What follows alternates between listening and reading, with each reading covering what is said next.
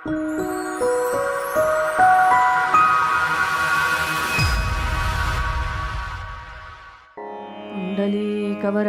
हरी विठ्ठल सद्गुरु ज्ञानेश्वर तुकाराम महाराज की जय। सद्गुरु दासगणू महाराज की जय। स्वामी वरदानंद महाराज की जय। जय जय रघुवीर समर्थ। नमः पार्वती पते हर हर महादेव। सीताकांत स्मरण जय जय राम। आ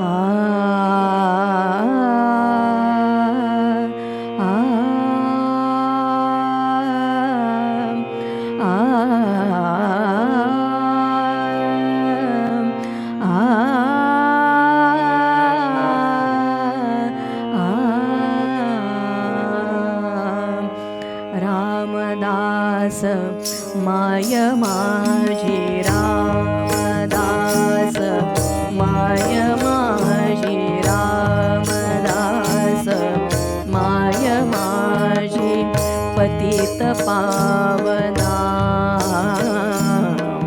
सज्जन गडी वस्ती तुझी सज्जन गडी वस्ती तुझी लाज राख येऊन माझी लाज राख लाज राख लाज राख येऊन माझी हे कृपा घना कृपा घना कृपा घना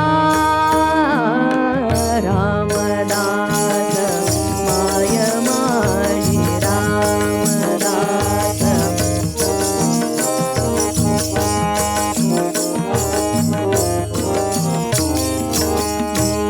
दीनदास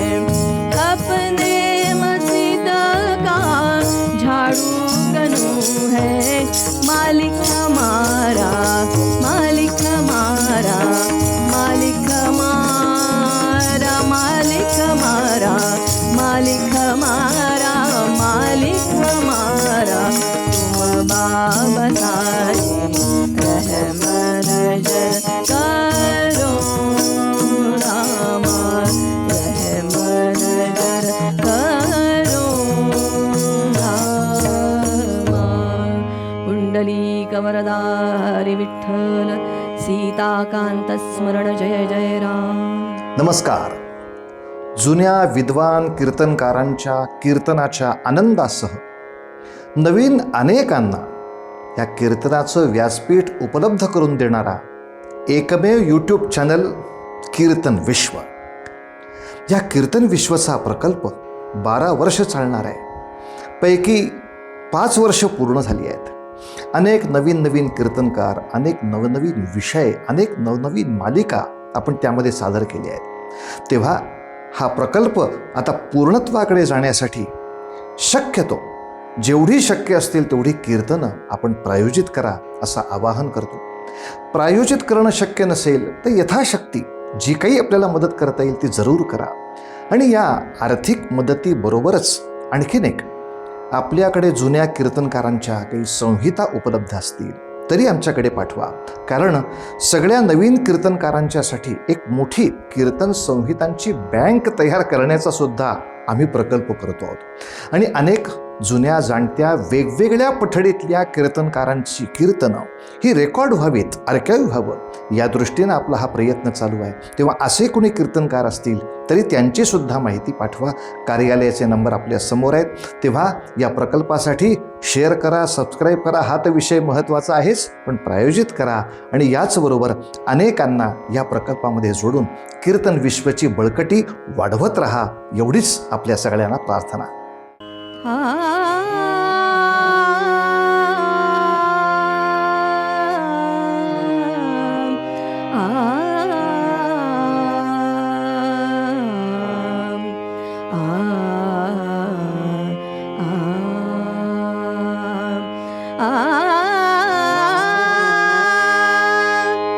उभा कैवल्याचा गाभा चंद्रभागे काठी, उभा कैवल्याचा गाभा चंद्रभागे काठी, उभा कैवल्याचा गाभा चंद्रभागे काठी, उभा कैवल्याचा गाभा चंद्रभागे काठी. सावळे स्वरूप मूर्ती, सावळे स्वरूप मूर्ती, सावळे स्वरूप मूर्ती, परम गोमाटी, परम गोमाटी, परम गोमाटी, उभा कैवल्याचा गाभा चंद्रभागे काठी.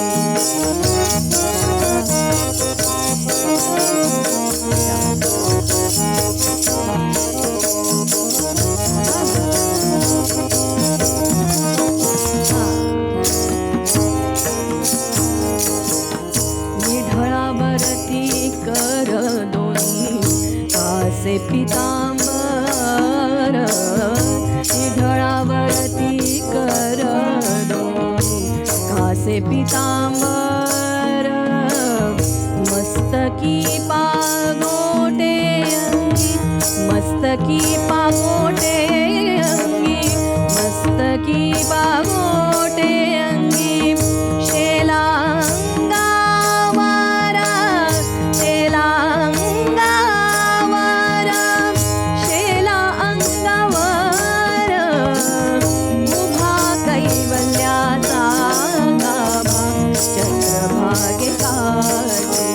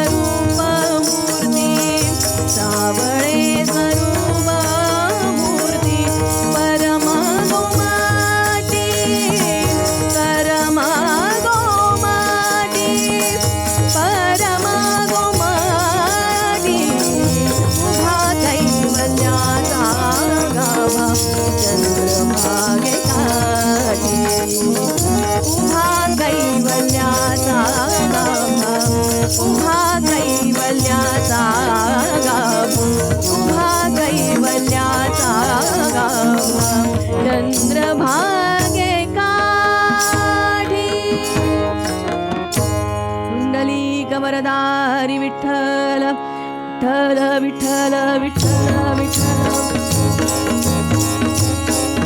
विठ्ठल विठ्ठल विठ्ठल विठ्ठल विठ्ठल विठ्ठल विठ्ठल विठ्ठल विठ्ठल विठ्ठल विठ्ठल विठ्ठल विठ्ठल विठ्ठल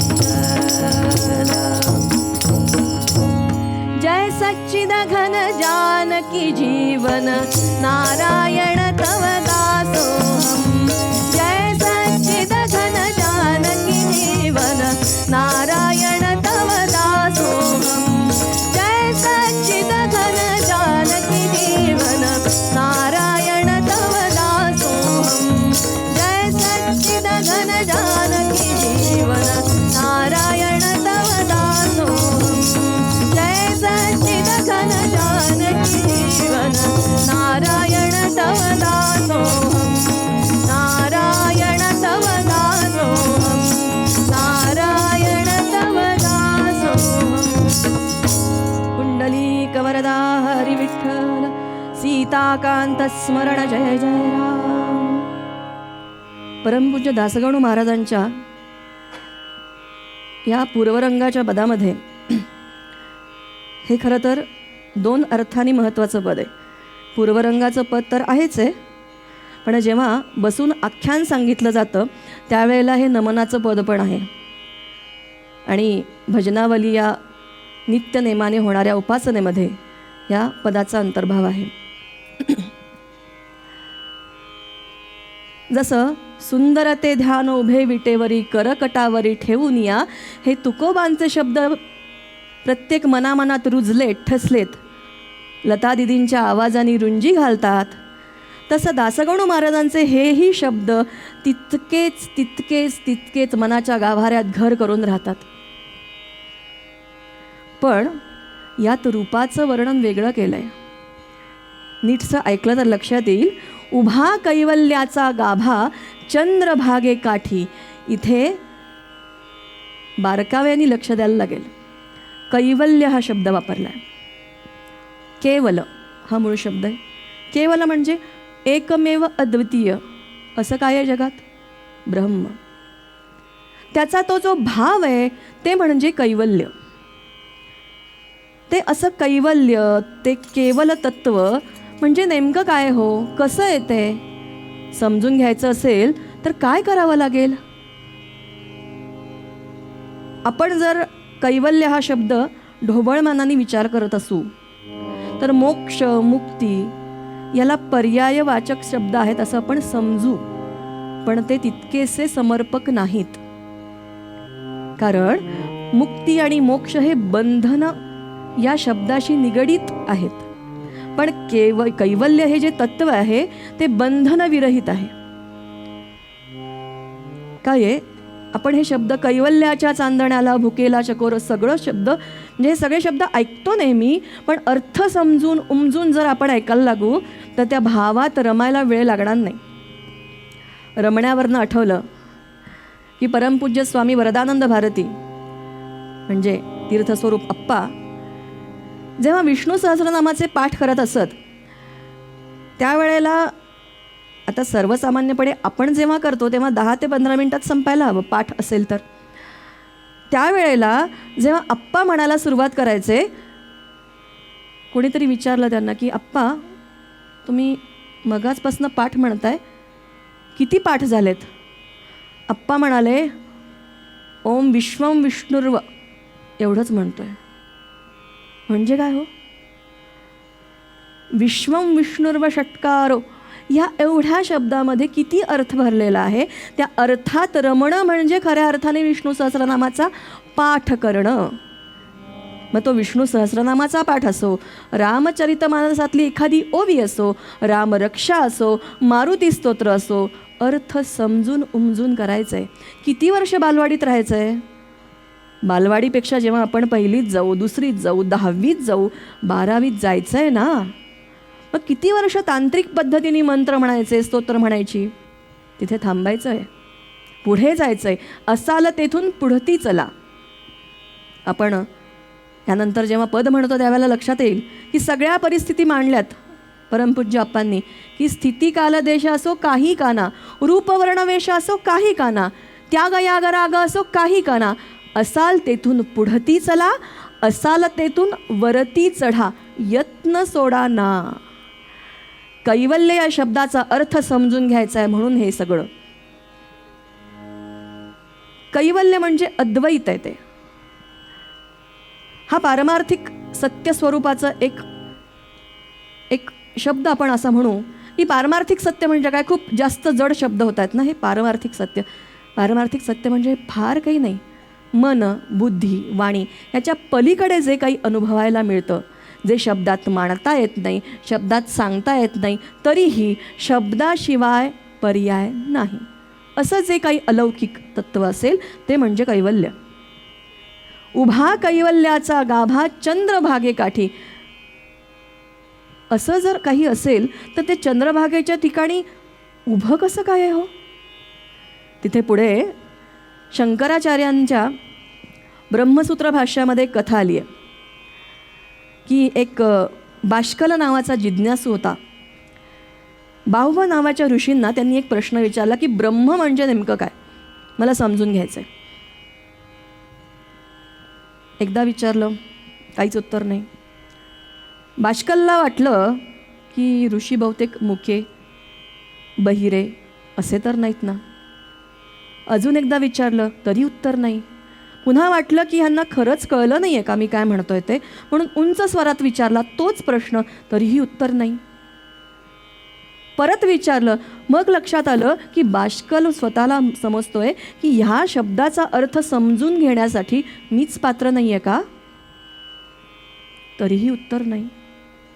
4-5 वेळेला झाल्यानंतर जेव्हा बाव ऋषींनी सांगितलं की बाळा थांब, काय करतोयस म्हणे, सारखं सारखं एक प्रश्न विचारतोयस ना, कशासाठी, उत्तर तर मी पहिल्याच वेळेला दिलं.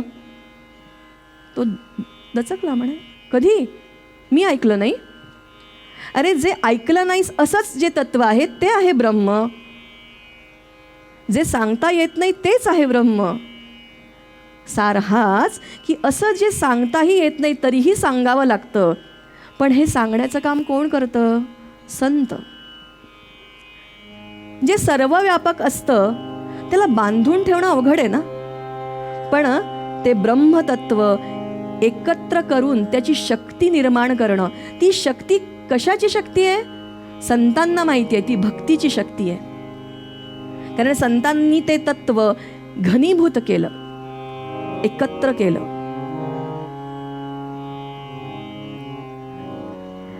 कारण सर्वसामान्यपणे मला जर समजून घ्यायचंय तर माझ्यासमोर काहीतरी एक उदाहरण नको का, डोळ्यांना दिसायला नको का, अनुभवण्यासाठी कानांना ऐकण्यासाठी काहीतरी शब्द नकोत का. मग असं ते अलौकिक तत्व जेव्हा एकत्र करण्यासाठी संतांनी काही खटाटोप केला, तो खटाटोप सहज आहे, ती भक्ती आहे, तो भाव आहे, तो तितकाच सरळ सरळ सरळ आहे, निर्व्याज आहे, पवित्र आहे, शुद्ध आहे, निर्झरासारखा वाहतो आहे. पण त्याला कुठेतरी बांधलं म्हणजे त्याचं काय झालं हो. अद्वैताला समजण्यासाठी संतांनी देव आणि भक्त असं द्वैत निर्माण केलं. कारण दोन असतील तर काहीतरी समजून घेता येईल ना. हे असं आहे म्हणण्यासाठी समोर एक काहीतरी पाहिजे. ब्रह्म निरपेक्ष आहे पण ते सापेक्ष केलं संतांनी देवाच्याच रूपात. ईश्वर न्यायी असं म्हणतात, आहेच आहे, पण त्याला दयाळू व्हावं लागलं. संतांनी त्याला दयाळू केलं. ईश्वर हा तटस्थ आहे, उदासीन आहे, पण त्याला कृपावंत होण्यासाठी भाग पाडलं ते संतांनी. जो अलिप्त आहे त्याला करुणा घन करणारे संतच. याचं उदाहरण आपण एक समजून घेऊया. फार काही तंतोतंत लागू होणार नाही, पण एक सामान्य उदाहरण असं की जेव्हा आपण घर बांधतो आणि मी घरात राहतो हे दोन शब्द वापरतो तेव्हा खरंच आपण घरात राहत असतो का. ते घर कशाचं असतं, विटा, माती खिडक्या, तावदानं, छत, ती एक आपण चौकट तयार करतो, तरी पण आपण त्याच्यातच राहतो का? नाही, ती एक चौकट असते, त्यामध्ये आपण वावरतो. म्हणजे मला आकाशातला सांगता येत नाही, वर्णन करता येत नाही, आकाशाला गवसणी घालता येत नाही, म्हणून मी त्याला काहीतरी घनीभूत केलं, म्हणजे घर बांधलं. मी आकाशात राहतो किंवा मी आकाशाखाली राहतो असं म्हणायला सुद्धा सांगणार कसं? पण मी घरात राहतो हे सांगता येतं. तसं मी विठ्ठलाला पूजतो हे सांगता येतं, पण मी त्या ब्रह्माला पूजतो हे सांगता येत नाही. मी रामाला पूजतो हे सांगता येतं, मी हनुमंताचा भक्त हे सांगता येतं. म्हणजे काय? संतांनी जे केलं ते हे केलं की त्या निराकार रूपाला साकार केलं. परमपूज्य स्वामी वरदानंद भारती त्यांच्या शब्दामध्ये सांगायचं झालं, भावार्चना हे त्यांचं भावकाव्य आहे. त्यांना जेव्हा गंगोत्रीमध्ये वरद नारायण विष्णूचंच एक रूप आहे, गोरटे संस्थानामध्ये त्याचं एक भव्य तैलचित्र आहे की आप्पांना ज्या स्वरूपात विष्णू भगवान दिसले त्याचं रूप म्हणजे वरद नारायण. ते जसंच्या तसं एका उत्कृष्ट कलावंत चेटे नावाचे त्यांनी ते साकारलंय. म्हणजे बारकाव्या सकट आप्पांनी सांगितलेलं आहे. त्याचं वर्णन आप्पांच्या शब्दात ऐकूयात.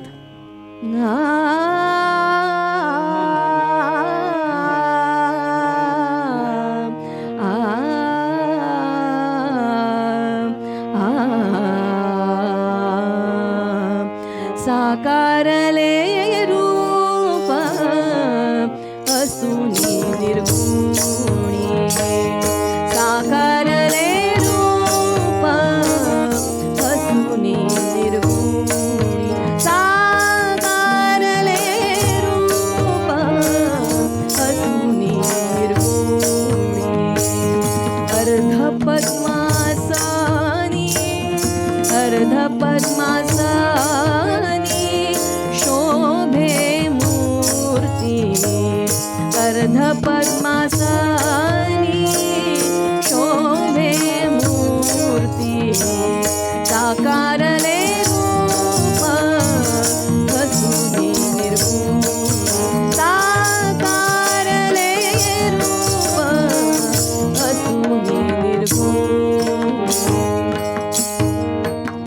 इतके बारकावे टिपले त्याच्यात की जे आत्ता आपण वर्णन ऐकलं ना, करणी ती कुंडले नाना पुष्पहार कंठी, तिथे पण तसंच केलंय. पण परमेश्वराचं वरद नारायणाचे ते रूप त्याला अर्ध पद्मासनात स्थापित केलंय संतांनी. आप्पांना ते स्वरूप दिसलंय. ते अर्ध पद्मासन काय आहे तर आप्पांना असं वाटतं, वंदायासी सोपा खालती चरण, वंदायासी सोपा खालती चरण, स्पर्शे हरी क्षीणा, स्पर्शे हरी क्षीणा अनंताचा, साकारले रूप असुनी निर्गुणी, साकारले रूप असुनी निर्गुणी. असं ते परम लाघवी असं रूप संतांनी घनीभूत केलं. आपल्याला आजच्या शब्दात जर सांगायचं असेल की प्युअर सायन्स आणि अप्लाइड सायन्स असे दोन भाग जर केले तर आपल्याला विज्ञान समजून घेणं सोपं जातं. तसं हे अद्वैत तत्वज्ञान आणि भक्ती असे दोन भाग केले तर आपण पारमार्थिक प्रवासात सहजपणे पुढे जाऊ. हो ना? पुढे काय वर्णन आहे? निढळावरती कर दोन्ही कासे पितांबर, हे इथे महत्वाचं आहे. सुंदर ते ध्यान उभे विटेवरी कर कटावरी ठेवून या, कटीवरी ठेवून या. पण इथे काय म्हणतायत? दासगणू महाराजांना वेगळं रूप अपेक्षित आहे. उगीच शब्द चुकीने आला नाही. निढळ म्हणजे काय? या भगवंताचे, या पांडुरंगाचे हात कटीवर नाही आहेत. इथे आपण असं म्हणतो ना, असे दोन्ही हात आहेत. भक्ताची वाट बघतायत. लांबून येणारा कोणीतरी दिसतंय का? या आसुसलेल्या दृष्टीने भगवंत थांबले, तिष्ठत आहेत. निढळावरती कर दोन्ही, कासे पितांबर, मस्तकी पागोटे अंगी, शेला अंगावर, कर्णिती कुंडले नाना. हे सगळं वर्णन का केलंय? तेच आहे पांडुरंगाचंच वर्णन आहे. का केलं? त्याचं रूपाचं वर्णन हे असं का सांगावं लागलं? कारण कसं आहे, जगामध्ये भुलायला भरपूर गोष्टी आहेत. गरिबांचा देव असता तर गेले नसते नाही का? आज तिरुपतीला गर्दी करतात लोक, जणू काही की तुम्ही काही द्यायला येऊ नका, आहे माझ्याकडे सगळं, असं सांगायचं असेल. किंवा असाही अर्थ की आहे माझ्याकडे सगळं, या तुम्ही. त्यातनं का होईना भाव निर्माण होतो का, ची वाट भागतोय भगवंत. हे असं सगळं ते सज्ज झालेलं रूप आहे. पण काय, पुष्पहार कंठी, कर्णिती कुंडले नाना पुष्पहार कंठी. त्यांचा जो म्हणजे तो जो स्वरूप ते सांगितलंय ते सावळ स्वरूप सांगितलंय. सावळे स्वरूप असं का म्हटलं? सावळ का म्हटलं? कारण एखादी ज्योत जी असते ती अधिक प्रखर होते, तेजस्वी होते, तेव्हा तिचा रंग असतो निळा. म्हणजे ते अद्वैत तत्वज्ञान, ते ब्रह्म, ते कैवल्य, केवल जे घनीभूत होतं, त्यावेळेला जे मूर्तीत साकारतं, त्यावेळेला त्याचं सर्व शक्तिमान हे जे हा जो तत्व, हे जे तत्व आहे, हा जो गुण आहे, तो तिथे जास्त तीव्रतेने असतो. म्हणून आपल्याला मंदिरात गेल्यावर बरं वाटतं, काहीतरी पॉझिटिव्ह वाटतं, भयंकर काहीतरी छान वाटतं. खूपच वेगळे शब्द आहेत ना, भयंकर आणि छान. खूप छान वाटतं, ऊर्जा मिळते. का मिळते? कारण ते तत्व तिथे एकत्रित आहे. अलोट शक्तींचा तो एक साचा आहे, जो सामान्य दृष्टीला साचा दिसेल, पण भक्तांना तो देव दिसेल, मायबाप दिसेल, माऊली दिसेल. निर्गुणाचा सगुण झाला एक भक्तासाठी, ते यासाठी. पण यात सगळ्यात महत्त्वाचा शब्द आहे मिठी. समचरणाची मिठी. दोन्ही पाय आहेत. ते चरण म्हणजे काय? आपल्याला सोप्या शब्दात समजायचं तर संसार करतानाही त्या भक्तीचा आनंद, अलौकिक आनंद मिळवायचा असेल तर चांगलं वाईट, ते सुखाचा आगर अनुभवायचा असेल तर चांगलं वाईट सगळं सगळं म्हणजे काय? प्रवृत्ती आणि निवृत्ती. त्या दोन्ही चरणांचे अर्थ आहेत प्रवृत्ती आणि निवृत्ती. एकीकडे अध्यात्म, पारमार्थिकता, एकीकडे संसार. या दोन्हीचं एकत्रीकरण म्हणजे भगवंताचे ते चरण आहेत. त्या भगवंताच्या चरणाशी मला मिठी द्यायची आहे, त्याचे चरण पक्के धरायचे आहेत, हाताने घट्ट पकडायचे आहेत. प्रवृत्ती आणि निवृत्तीचा ते सांगड आहे, ती घालायची आहे. मग मिठीचा अर्थ काय हो? मी म्हणजे अहम, मी स्वतः अहम. ठी म्हणजे ठेवणे, समर्पित करणे. जिथे मी स्वतःला समर्पित करू शकतो ते उत्कट प्रेमाचं प्रतीक म्हणजे मिठी. ते प्रेम आहे फक्त हो. झरा येतो, धबधबा येतो, आणि तिथे मी नाही आहे म्हणजे ते सगळं शुद्धच आहे. असं जेव्हा आपल्याला वाटायला लागतं तिथून आपण खडे प्रवासाला निघतो. आणि असं जर का आपल्याला वाटत असेल तर निर्गुणाचा सगुण झाला एक भक्तासाठी. आता काही जण एका भक्तासाठी म्हणतात, नाही नाही, एकमेव भक्तासाठीच तो निर्गुणाचा सगुण झालाय.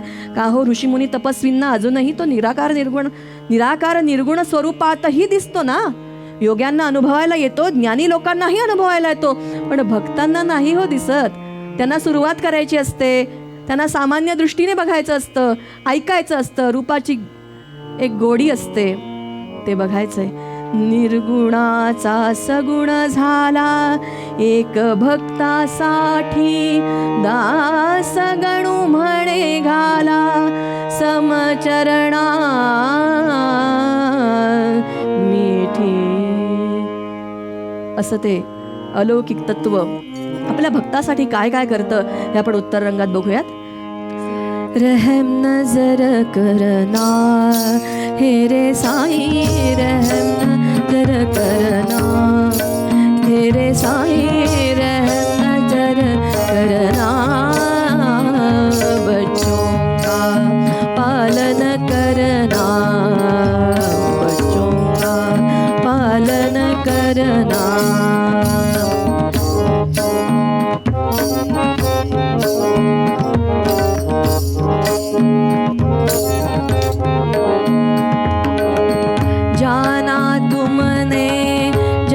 पसारा जाना तुमने, जगत पसारा जाना तुमने, जगत पसारा सबही झूठ समाना, साई सबही झूठ समाना।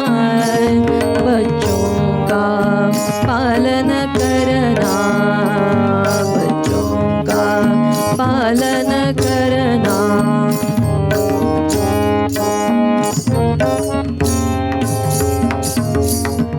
मैं अंधा हूँ बंदा पका, मैं अंधा हूँ बंदा पका, मुझसे प्रभु दिखलाना, साईं मुझसे प्रभु दिखलाना। हे रे साईं रहम नजर करना, साईं रहम नजर करना। बच्चों का पालन करना, बच्चों का पालन करना।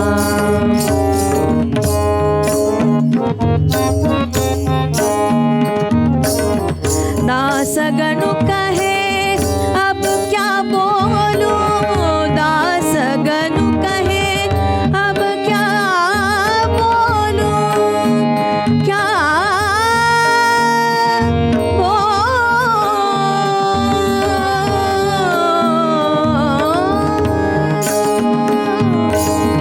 दासगणु कहे अब क्या बोलूं, थक गई मेरी रसना, साईं थक गई मेरी रसना। हे रे साईं थक गई मेरी रसना, साईं रहम नजर करना। बच्चों का पालन करना, बच्चों का पालन करना, बच्चों का पालन करना। स्थिती काल देश असो काही काना, रामकृष्ण हरी जय जय भावाने म्हणा, रामकृष्ण हरी जय जय। रूप वर्ण वेश असो काही काना, रामकृष्ण हरी जय जय भावाने म्हणा। धर्म कर्म वर्म असो काही काना, रामकृष्ण हरी जय जय। जात पात गोत असो काही काना, रामकृष्ण हरी जय जय भावाने म्हणा।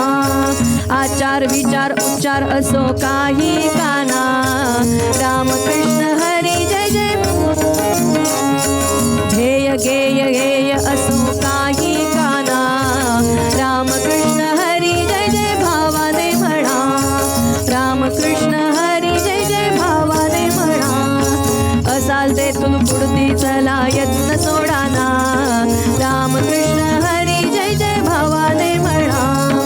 असाल तेथून वरती चढा यत्न सोडाना, रामकृष्ण हरी जय नित वाचेने म्हणा, रामकृष्ण हरी जय जय भावाने म्हणा, रामकृष्ण हरी जय जय भावाने म्हणा।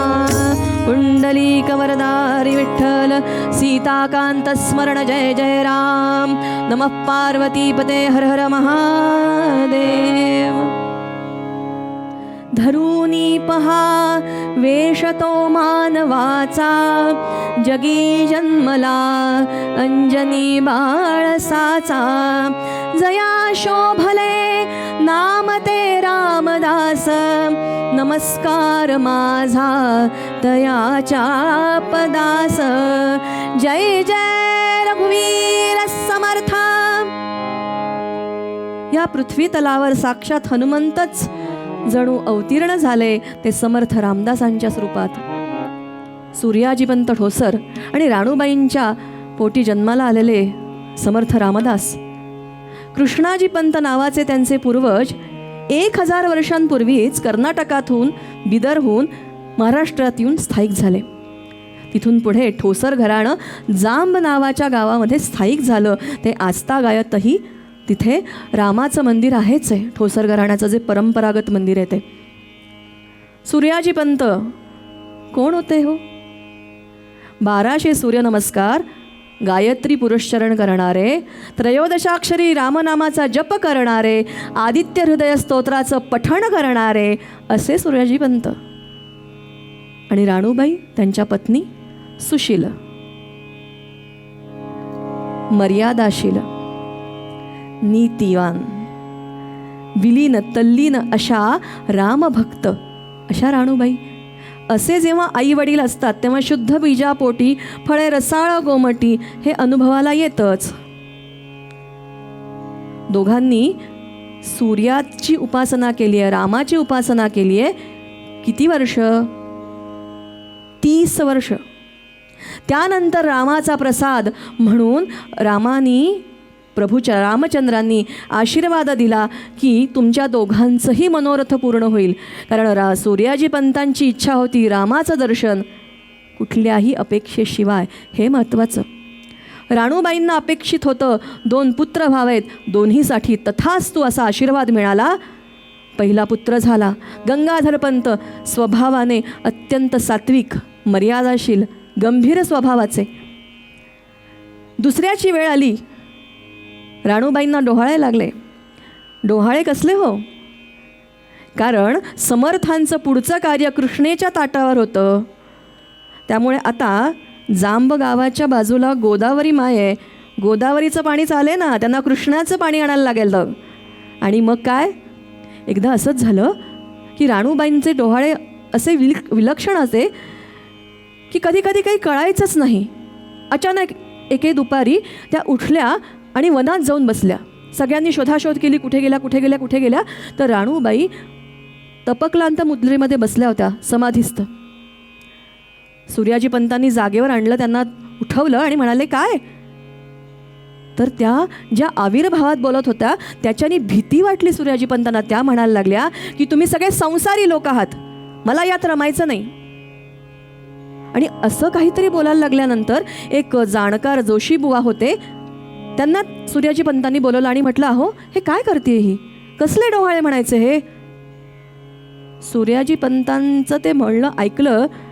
ते जोशीबुवा जे होते त्यांनी पाहिलं, मात्र राणूबाईंच्याकडे बघताच क्षणी त्यांना समाधी लागली. कारण तेही मोठे विद्वान आहेत, उपासना त्यांची वरच्या पातळीवरची आहे.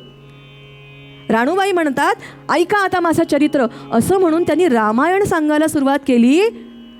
म्हणजेच जो रामाचा प्रसाद होता ते रामतत्व या मातेच्या गर्भात वाढतंय. ही घटना आहे पौषातली. पुढे चैत्र शुद्ध नवमीला रामनवमीच्या दिवशी रामदर्शन होणार होतं. ते समर्थांच्याच रूपामध्ये, नारायण रूपामध्ये समर्थ जन्मलेत. लहानपणापासून अचाट बुद्धिमत्ता, अलौकिक सामर्थ्य. कसं असतं, संसारात न रमणारं हे वादळ आहे. सुनामी लाट म्हणतात चिंचोलकर काका, सुनीलजी चिंचोलकर. संसारात दबून राहिलेली ही सुनामी लाट आहे.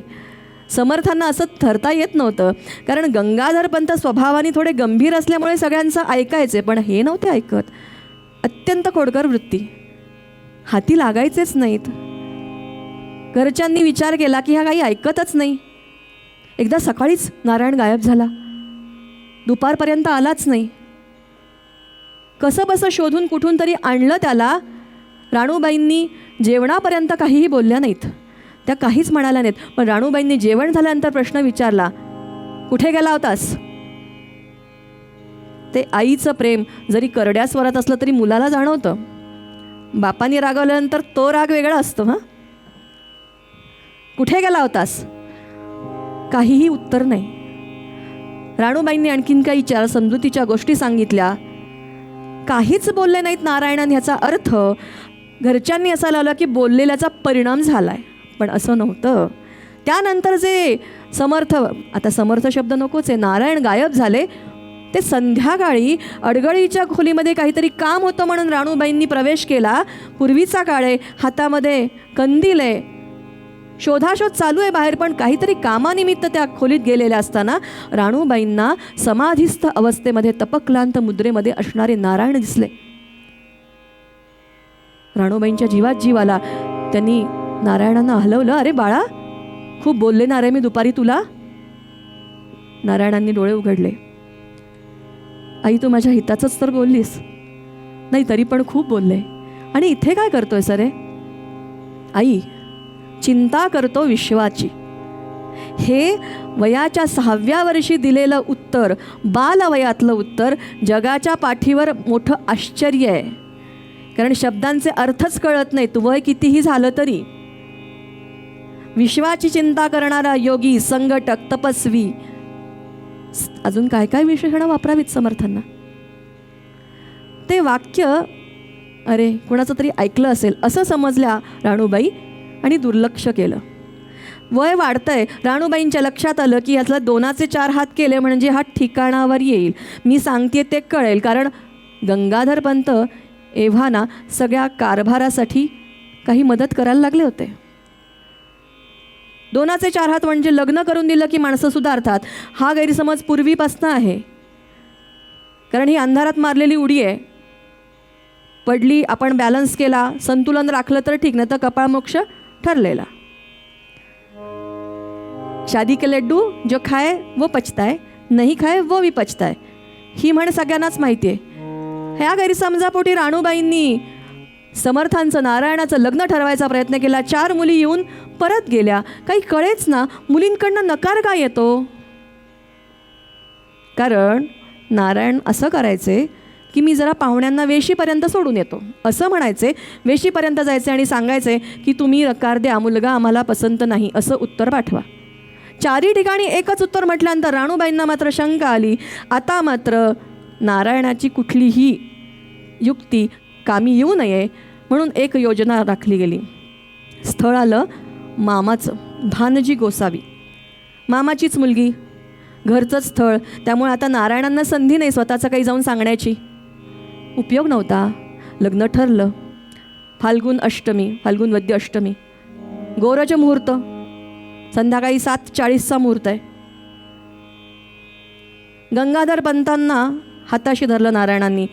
देव जोडे तोची करावा अधर्म. यानुसार समर्थांनी समजावून सांगितलं की दादा, मी या संसार चौकटीत, या संसार गाड्यासाठी जन्मलो नाही, अडकणार नाही. मला इथनं बाहेर पडायचं आहे, तुम्ही मदत करा. आधीच्या 2 रात्री रंगीत तालीम केली गेली. ठरलं असं की त्या बोहल्यावर गुरुजींनी सावधान हा शब्द म्हणता क्षणी मी पळून जाणार. सावधान है विवाह काली, सावधान है शब्द उपाध्या वदता. विवाह काली सावधान है शब्द उपाध्या वदता. बोहल्यावरुनी नारायण हा, बोहल्यावरुनी नारायण हा. झाला काननी पळता थिल्लर हंसाते. कोठून सांगा तरी रुचते थिल्लर हंसाते.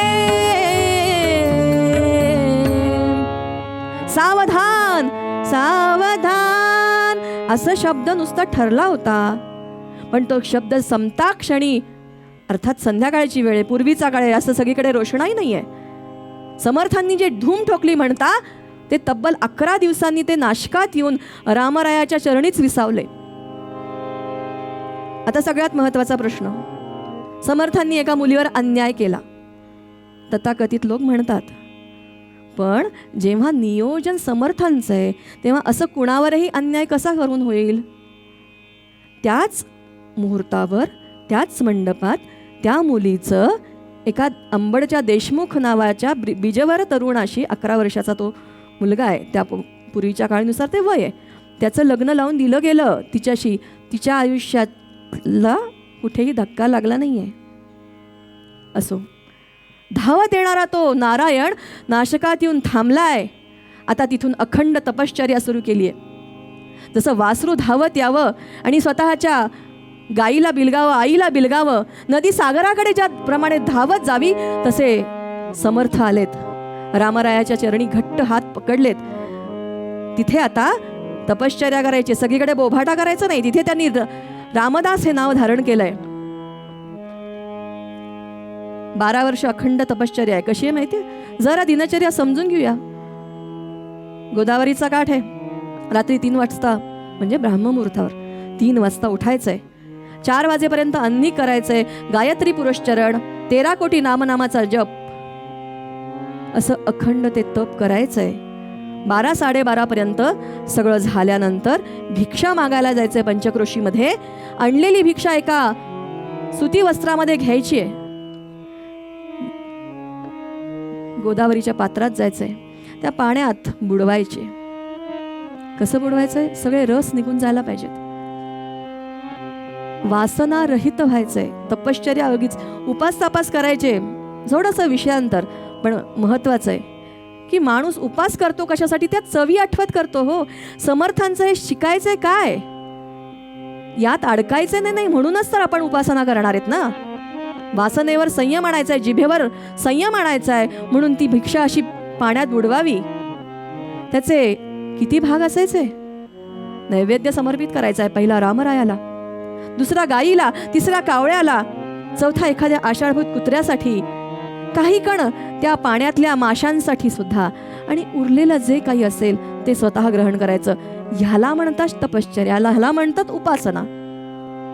गोंदवलेकर महाराज म्हणतात की चातुर्मास तुम्ही काय सोडता आणि काय नाही ह्यावर अवलंबून नाही. हो, मी 4 महिने एखादी गोष्ट सोडू शकलो, पदार्थ नाही. कांदा लसूण खा, पण कांदा लसूणाच्या त्या वासानी मला आहा असं वाटलं, मी नाही खाल्ला तरी तो खाल्ल्यातच जमा आहे. काही बायका पाहिल्यात मी खात नाही कांदा लसूण, पण बाकीच्यांना छान लागतं, त्याच्यात कांदा घालून का असं म्हणतात. त्यावेळेला त्यांच्या जिभेवर ती चव रेंगाळते. इथे हे कामाचं नाही. गोंदवलेकर महाराज म्हणतात की 4 महिने मी कुणावर रागवणार नाही, 4 महिने कुणाचा मी द्वेष करणार नाही, 4 महिने मी कुणाचं उणं करणार नाही. असं जर मी चातुर्मास करू शकलो तर ते खरं पुण्यासाठी, नाही तर सगळं वाया. समर्थांची ही घोर तपश्चर्या आहे, ती पूर्णत्वाला आली. रामचंद्र प्रकट झाले. धर्मसंस्थापना, ईश्वरोपासना आणि लोकोद्धारासाठी प्रभू रामचंद्रांचे आशीर्वाद समर्थांना मिळालेत. रामचंद्र म्हणतात की लोकोद्धाराचं काम, धर्मसंस्थापनेचं माझं काम मी तुझ्या रूपात पूर्ण करून घेईन. श्रीराम जय राम, जय जय राम. महत्व हरिनामाचे कळावया श्री समर्थ साधूवर, फिरती मिशे भिक्षेचा, पतितांचा तो करीत उद्धार. रामनामाचं महत्त्व, रामनामाचं सामर्थ्य आणि लोकसंघटनासाठी समर्थ जे बाहेर पडले ते पहिलं स्थान त्यांनी गाठलं शहापूर नावाचं. शहापूर गावाला एक तहसीलदार होता, त्याचं नाव होतं बाजीपंत. बाजीपंत हा तहसीलदार आहे शहापूर नावाच्या गावाचा. त्याच्यासाठी अध्यात्म म्हणजे काय? पैसा हेच अध्यात्म, पैसा हेच दैवत. त्याच्या दृष्टीने जे काही नवीन येईल, पैसा मिळवत राहायचा आणि नवीन गोष्ट घ्यायला पाहिजे, हा अट्टहास. श्रीमंतीसाठी तर तो प्रसिद्ध होताच, तहसीलदार म्हटल्यानंतर खायला पाहिजेच.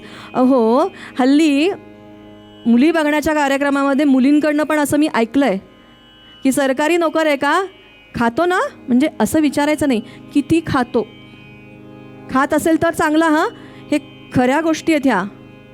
तसाच तो होता. इतके दागदागिने काय, म्हणजे पैसा असल्यानंतर काय होतं, नवीन डिझाईन आले की घरात यायलाच पाहिजे. हा अठ्ठास बायकोकडनं असायचात. आप्पा गमतीने सांगायचं आहे की सोन्याचा पत्रा ठोकायचा बाकी राहिला होता त्याच्या बायकोला. तिचं नाव सतीबाई, नावालाच सती होती, बाकी सगळी संसार लोलूप होती. एकदा फिरत फिरत समर्थ तिच्या दाराशी आलेत.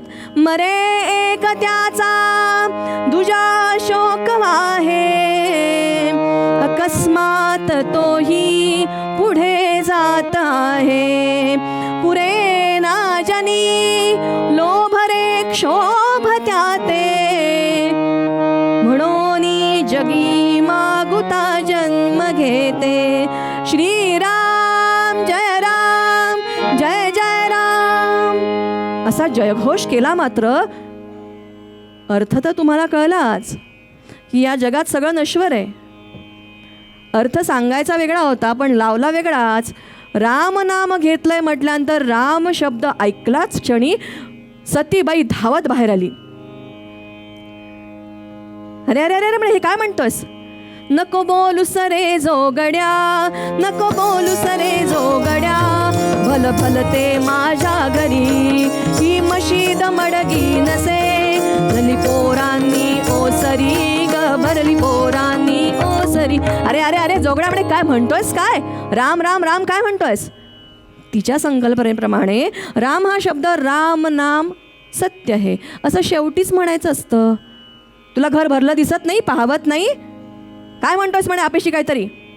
समर्थ म्हणाले थांब थांब थांब माईबाई ऐका ऐका जरा. जेथे होईल श्रीरामाच्या नामाची गर्जना अशुभते तेथ कदा राहिना. राम नाम ही दोन अक्षरे तारक अवघाजना, तयाची महतीन भावा विना. हो मायबाई ऐका तरी. ज्या रामामुळे दगड सुद्धा तरले, हालाहालासारखे विष ज्या भगवान शंकरांनी पचवलं ते रामनाम मी घेतलंय. तुझ्या दारामध्ये काही चुकीचं म्हटलं नाहीये. म्हण तू पण म्हण श्रीराम जय राम जय जय राम, श्रीराम जय राम जय जय राम, श्रीराम जय राम जय जय राम. अरे अरे आत्ताच म्हटलं ना म्हणू नको म्हणून. सतीबाई चिडली मात्र. ती म्हणायला लागली अगं एकदा सांगितलं ना म्हणायचं नाही म्हणजे म्हणायचं नाही. पूर्वीचा काळ होता, श्रीमंत लोकसुद्धा श्रीमंत बायकासुद्धा घरची कामं सगळं स्वतः करताना लाज वाटत नसे. सतीबाई पोतेरं करत होत्या. थांब म्हणेल तू असं ऐकायचंच नाहीस असं म्हणून हातातलं जे पोतेरं होतं शेणानी भरलेलं त्याचे भिर करून भिरकावलं. मात्र समर्थांनी वरचेवर कौशल्याने ते झेललं. म्हणाले चला इथे काही काम नाही आपलं, जे मिळालं ते छान समजायचं. श्रीराम जय राम जय जय राम असं म्हणतच समर्थ निघाले. समर्थ आले, मंदिरात आलेत. दुसऱ्या दिवशी पहाटे काकडा करायचा आहे रामरायांचा.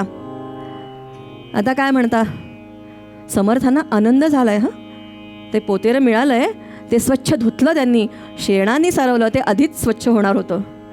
त्याचा काकडा तयार केला आणि सकाळी मात्र रामरायांसाठी अत्यंत प्रेमाने ते काहीतरी गायला लागले, काकडा गायला लागले. मान्य करा देवाता काकडा रामा, देवा काकडा रामा. सती सावित्रीचा जडवी निजपदी बहु प्रेमा, वर वर क्रोधे तरी बहु प्रेमे मजला अर्पियले. त्याच वस्त्राचे हे मग म्या काकडे केले.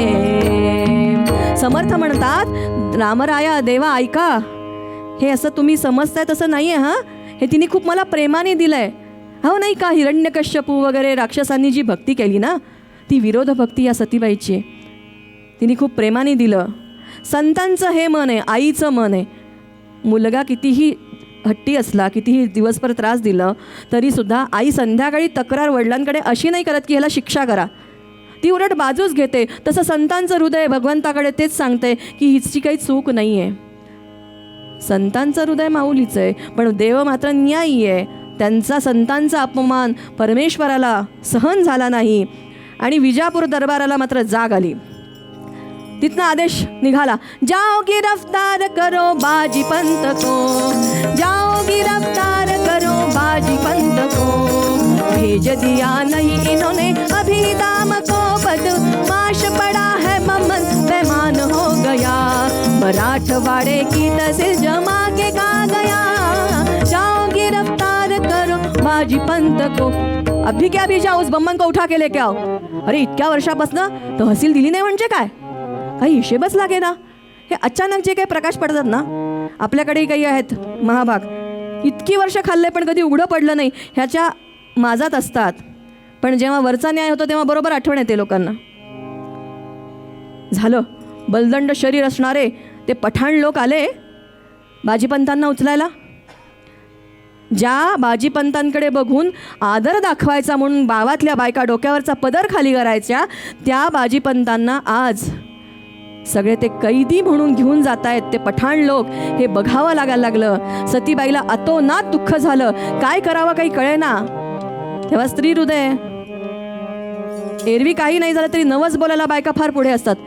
सत्वरी पाव तू मला, सत्वरी पाव तू मला, प्रभो मैराळ स्त्रीला येऊ दे सुटून माझ्या, पतीला येऊ दे सुटून माझ्या, खंडोबा जेजुरीचा राजा. तुझा तोलीन लंगल खरा, तुझा तोडीन लंगर खडा, वाहिन भंडारा उभयता ये उघडावरी, उभयता ये उघडावरी, वारी ती मागू अदित वारी. आता काय मल्हारीला झालं, पावे ना देव. आता आली देवीकडे. तुझी परडी घेईन बया ग बया बया बया, तुझी परडी घेईन बया, तुझी परडी घेईन बया, येऊ दे दया, कवड्याची माळ धरीन कंठी, कवड्याची माळ धरीन कंठी, मंगळवारी करीन खेटी. देवी पावे ना. आला मुंजोबाकडे. मुंजासी नारळ फोडीन, मुंजासी नारळ फोडीन, कोंबड वाहीन तुळोबा वेटाळ देवाला, मलिदा धावल मलकाला. म्हणजे काय, अवयवांची पूजा चालू आहे, मुख्य प्राण बाजूला ठेवला. सगळ्या देवी देवतांकडे जाऊन झालं. कोणी पावे ना म्हटल्यावर हताश होऊन बसलेली सतीबाई समर्थांना कळली. रामरायाकडे गेले समर्थ, हात जोडले, म्हणाले देवा मनाचे निर्मळेत होती, ते दोघेही चांगले आहेत, आता तुम्ही जायला पाहिजे, माझं म्हणणं ऐका, माझी विनंती मान्य करा आणि त्या बाजीपंताला सोडवायला जा, कारण त्यांची ती तळमळ होणारी मला बघवत नाहीये. आता काय म्हणता. रामराय म्हणाले समर्था मी जाणार नाही, कारण तुला जायचंय, तुझं नाव समर्थ आहे, हे जगाला कळणार कसं. तिची भक्ती म्हणजे कशी आहे म्हणे, एक छान ओळ आहे की भक्तीमध्ये शंका नको, विश्वास पाहिजे, आणि विश्वासावरती श्रद्धेवरती शंका नको, निष्ठा पाहिजे. अशी तुझी ती भक्त आहे का. समर्थ म्हणतात देवा ते मला माहिती नाही, तू किती संतांसाठी काय काय केलंयस हे आता मला यादी नको वाचायला लावूस, मी नाही जाणार, तूच जा, तूच जा. रामराय म्हणाले ठीक आहे मी जातो, पण मी तुझ्या रूपाने जाईन, कारण तुझं महत्त्व वाढावं ही माझी इच्छा आहे, भक्त मोठा व्हावा ही देवाची इच्छा आहे. समर्थ म्हणाले जे करायचं ते कर, पण तू जा. झालं. समर्थांच्या रूपामध्ये भगवान प्रकट झालेत. भाळी, ते गंध, हातामध्ये मेखला, ते सगळं समर्थांचं रूप रामरायांनी धारण केलं. मात्र तिथे गुप्त झालेले रामराय प्रकट झाले ते विजापूर दरबारामध्ये. विजापूर दरबाराचं वैशिष्ट्य काय होतं. लाच दिल्या वाचून ना होती सरकारी कामे कुठली, सरकारी कामे कुठली, बाई बाटली बंडल मिळता जणू काय ओळख पटली. हिशोब खोटे देऊन पैसे खाणे हा धंदाच बने, खाणे हा धंदाच बने, दिल्ली म्हणा की गल्ली नाही, या व्यवसाय कुठे उणे जी. असा तो विजापूर दरबार. इथे रामचंद्र समर्थांच्या रूपात प्रकट झाले. त्यांच्या हातात एक छोटीशी पुरचुंडी आहे. समर्थांनी म्हणजे रामरायांनी मुजरा केला आणि म्हटलं की महाराज तुम्ही खूप चूक केली आहे. म्हणाले त्या बाजीपंतांचा तहसील तुम्ही जमा नाही केला, हा जो आरोप केलाय तो चुकीचा आहे, हे बघा म्हणाले तहसील. असं म्हणून हातामध्ये असणारी ती पुरचुंडी, इतक्या वर्षांपासून असलेला तहसील तो जमा केलेला छोट्याशा पुरचुंडीत सगळा दरबार स्थिमित होऊन बघायला लागला. पण रामचंद्र आहेत ते समर्थांच्या रूपात असले तरी त्यांचं तेज लपत नव्हतं. सगळेजण बघायला लागले आणि ती पुरचुंडी रामचंद्रांनी सांगितलं मोजून घ्या, तुमचे अकाउंट्सवाले कोण आहेत त्यांना बोलवा. अशी ती रिकामी केली. मात्र त्या छोट्याशा पुरचुंडीतनं ढिगाराच्या ढिगारा निर्माण व्हायला लागला. मोजता मोजता हाशहुश हाशहुश सगळे ते त्यांचे कर्मचारी व्हायला लागले. आणि मात्र समर्थ रूपातले रामचंद्र म्हणायला लागले की महाराज तुम्ही चूक काय केली माहिती आहे?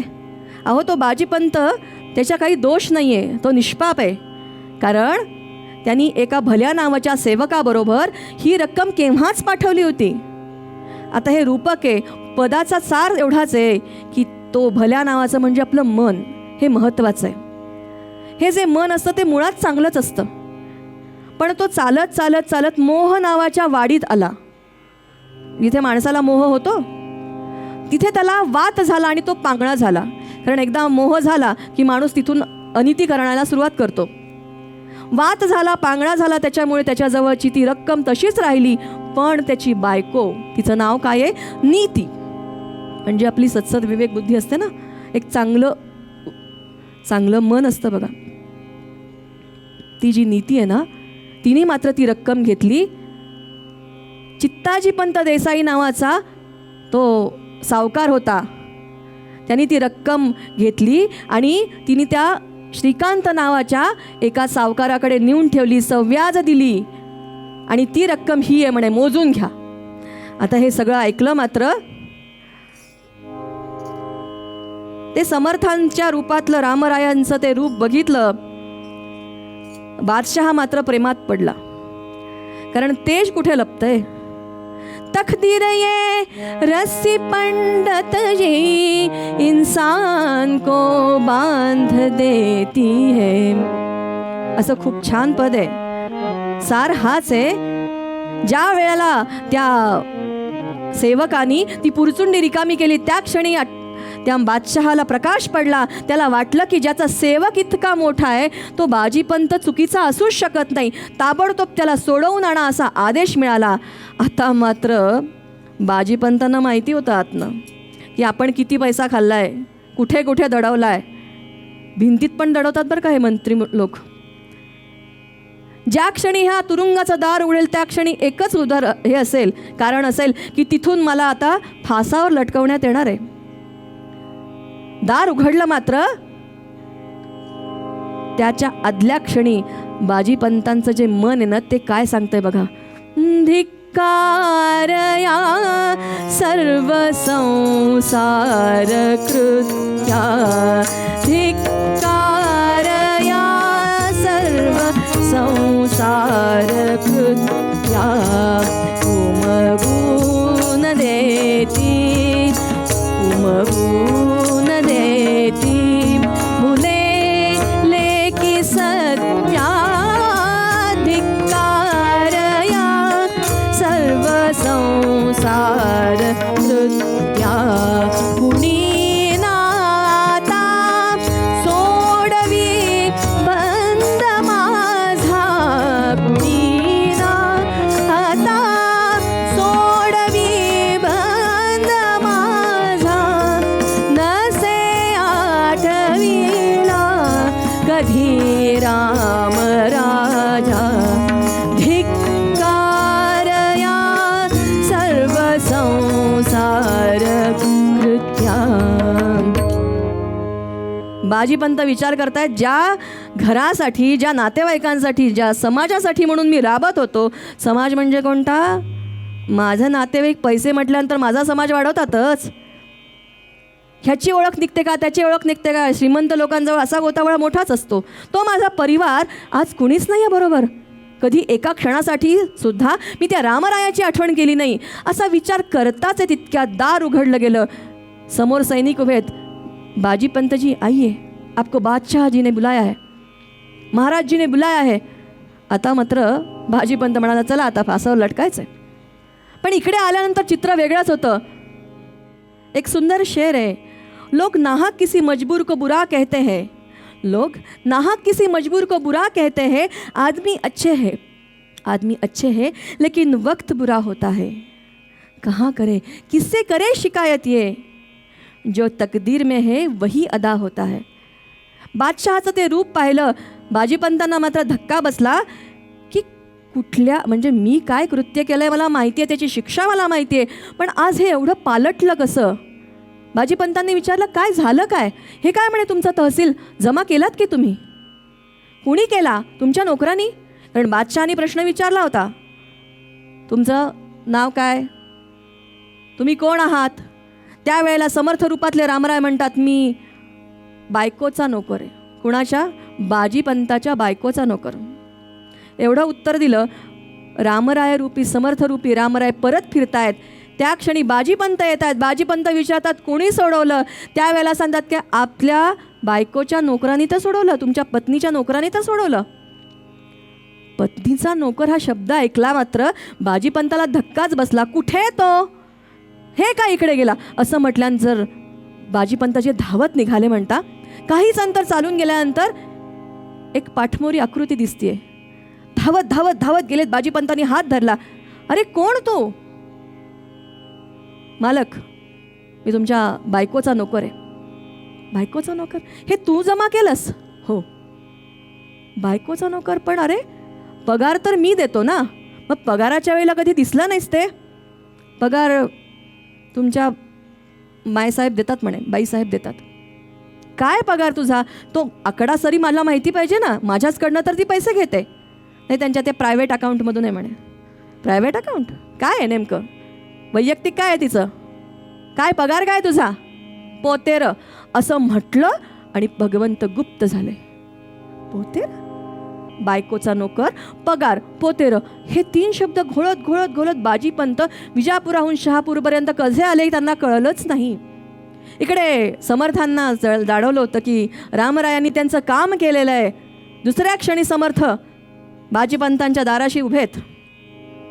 समर्थाचिया सेवका वक्र पाहे, असा सर्व भूमंडळी कोण आहे?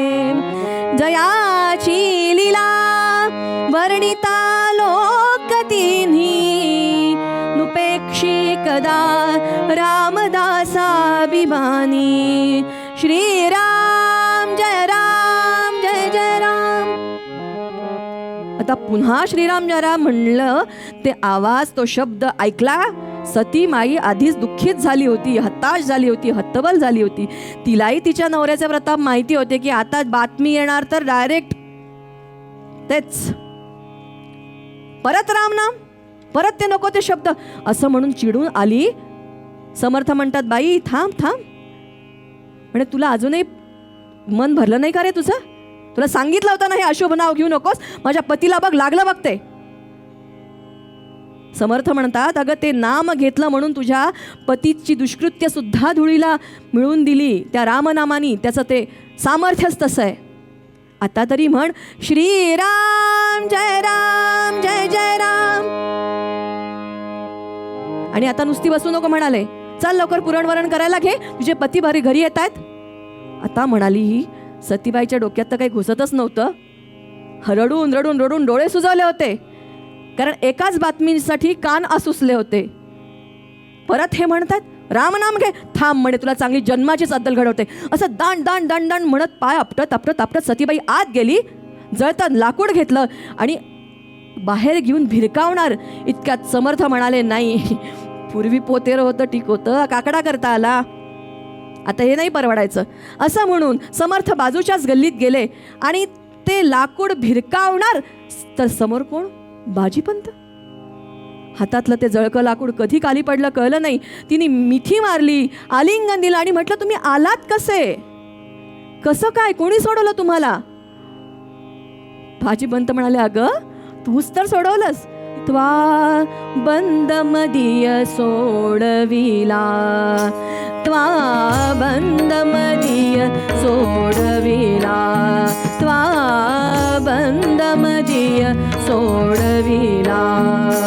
पती अपुला घरी आणिला, पती अपुला घरी आणिला, त्वा बंद मदीय सोडविला. अगं तूच तर सोडवलास ना.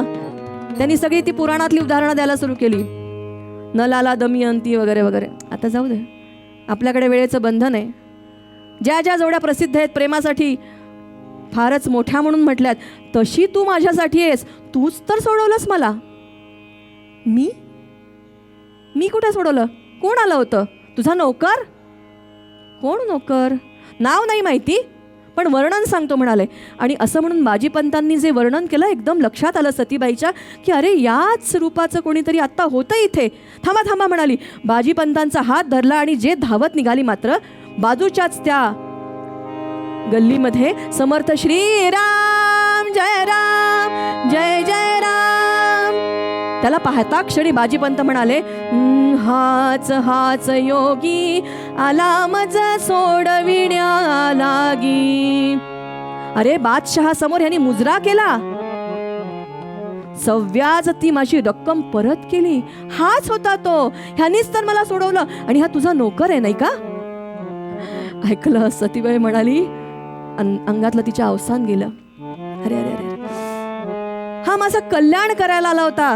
हे कोणीतरी अलौकिक आहेत, एवढं साधं मला कळलं नाही. आणि ह्या हाताने मी काय केलं? पोतेरं भिरकावलं. आणि आता तर मी जळकं लाकूड घेऊन आले होते.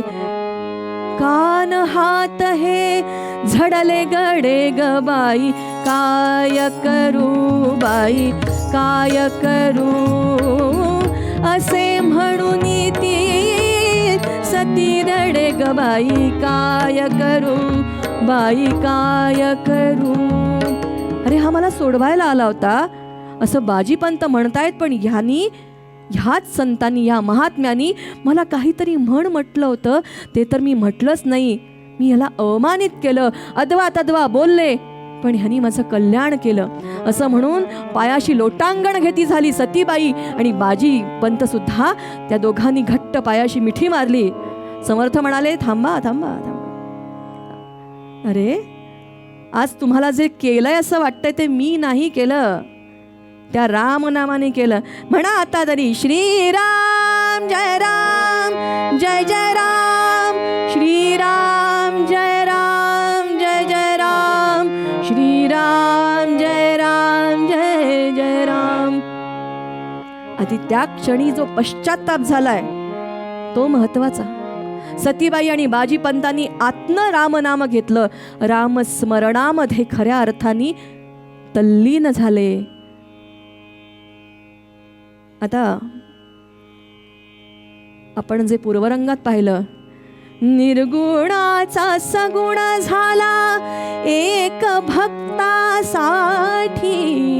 समर्थांचं रूप असलं तरी निर्गुणाचा सगुणच झाला. दास गणू म्हणे घाला समचरणा मिठी. हेच लक्षात राहिलं तरी खूप आहे. ते रूप साठवूया, ते मनात रुजवूया आणि तेच आपलं आयुष्य करूया. कीर्तनाचा शेवट भैरवी करताना ही सगळ्यात विशेष भैरवी यासाठी की ही कीर्तन पठडी ज्यांनी शब्दांकित केली ते परमपूज्य दासगणू महाराज, पण ज्यांनी स्वरांकित केली ते परमपूज्य आप्पांचे दासगणू महाराज, म्हणजे दासगणू महाराजांचे शिष्य असणारे दामू अण्णा आठवले यांची ही भैरवी आहे. त्यांची काव्य जरा मर्यादित आहेत, ती बरीचशी प्रसिद्ध नाहीच आहेत, म्हणजे संकलित पण नाही आहेत अनेक ठिकाणी, पण ही भैरवी आहे. त्यांचे शब्द आहेत. भावार्थ हा आहे की भगवंत एकदा गोकुळ सोडून गेलेले आहेत, पुन्हा परत येत नाही आहेत. कधी ना कधीतरी तुला माझी आठवण येत होती, आता कधी येणार आहे? तू येणार नाही आहेस का? हा भाव आहे. भक्ताची आस अशी लागलेली पाहिजे. गोपींची आस अशी होती, ओढ अशी होती. त्यातलं आपण कणभर जरी घेऊ शकलो तरी ही कीर्तन सेवा खऱ्या अर्थाने समर्पित झाली असं समजूया.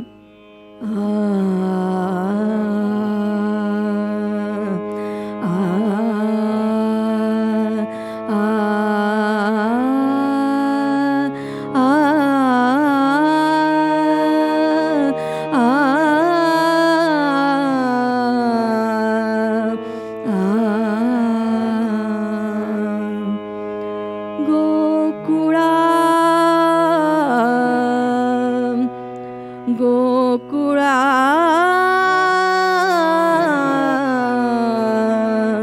गोकुळा गोकुळा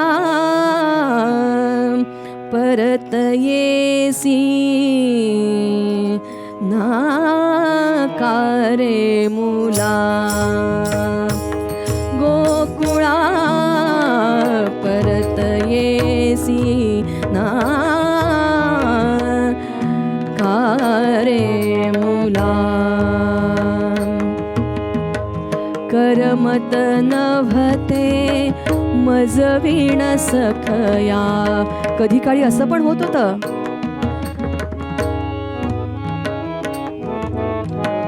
करमत नवते मजवीण सखया हरियाता ओळखना देसी मुला गोकुळा परत येसी ना का रे मुला.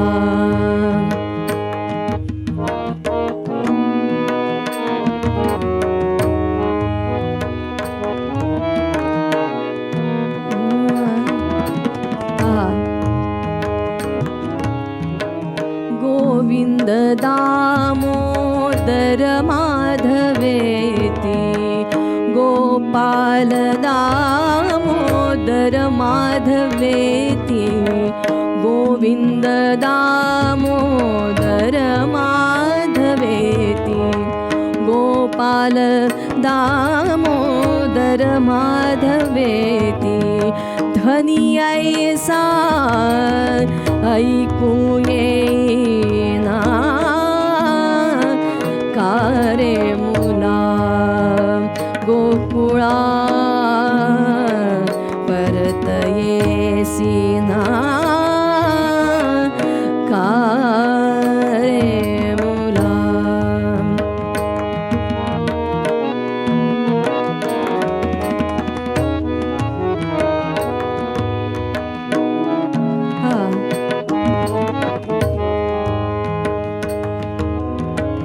दास गणूचा छात्र तसाची दास गणूचा दास गणूचा छात्र तसाची दास गणूचा छात्र तसाची तळमळतो तळमळतो तळमळतो तळमळतो तसाची तळमळतो तसाची रामा कृष्णा रामा दास गणूचा छात्र तसाची तळमळतो स्मरण आहे ना त्याचे तुला गोकुळा परत येसी ना का रे मुला. अनंत अपराधाचाराशी पोटी घालणे देवा पोटी घालणे महान पापी मी मज परितू आपुला म्हणणे पतित पावन ऐसे अपडा नाम धरिलेसी आता पतिता उपेक्षिणे योग्य नवे तुझसी दीनानाथा विश्वंभरा करुणावतारा दास गणूला नको लावू विन्मुख माघारा मुखी दाम राहो मनी तुझी म्युती घडो कीर्तन देवा देवा सदैव या हाती प्रतिवर्षाची वारी रामा पंढरीची हो तुझ्या समचरणांचा प्रेमा वाढत की जाओ साधू संतांची ती हो सदैव मज भेटी दास गणू म्हणे वस्ती राहो गोदेच्या काठी जय विठ्ठला विठ्ठला रखमा जय विठ्ठला विठ्ठला रखमा जय विठ्ठला विठ्ठला रखमा कुंडली कवरदारी विठ्ठला सद्गुरु ज्ञानेश्वर तुकाराम महाराज की जय सद्गुरु दास गणू महाराज की जय स्वामी वरदानंद महाराज की जय जय जय रघुवीर समर्थ नमः पार्वती पते हर हर महादेव.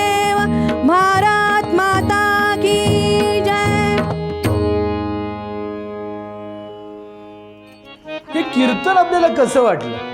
आपला अभिप्राय जरूर कळवा. हे कीर्तन लाईक करा, शेअर करा.